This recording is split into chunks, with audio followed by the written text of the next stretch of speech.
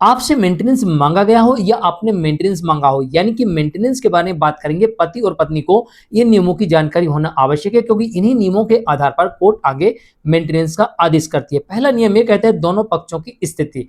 पहले स्थिति देखी जाएगी, क्या पत्नी झूठ बोलकर ले रही है या फिर पत्नी सत्य कह रही है, तो पति और पत्नी दोनों की स्थिति देखी जाएगी। दूसरा यहाँ पर यह कि दावेदारों की उचित आवश्यकता है, यानी कि पत्नी जो दावा कर रही है क्या वास्तविकता में वो सही है या नहीं है। तीसरी बात ये यहाँ पर यह देखा जाएगा कि पत्नी की स्वतंत्र आय और संपत्तियां क्या है, इसको भी देखा जाएगा। चौथा यहाँ पर यह देखा जाएगा कि पति के ऊपर कितने लोग निर्भर हैं, यानी कितने को उन्हें भरण पोषण करना पड़ता है। पांचवा यह देखा जाएगा कि दोनों की जीवन शैली कैसी है, वैवाहिक घर में वो कैसे रहते थे, किन परिस्थितियों में रहते थे।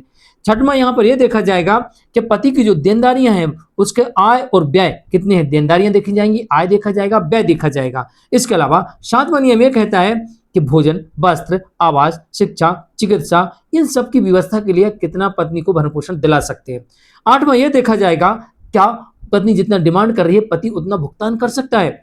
और यहाँ पर नौवां यह देखा जाएगा जब सभी स्रोतों का खुलासा जब तक नहीं होता है तब तक कोर्ट संभवतः मेंटेनेंस का आदेश न करे या परिस्थितियों को देख के अनुमानों के आधार पर मेंटेनेंस का आदेश कर दे। यानी कि पति अगर ये अपनी आय और व्यय के ब्यौरे को छुपाता है तो कोर्ट एक अनुमान लगाकर मेंटेनेंस का आदेश कर सकती है।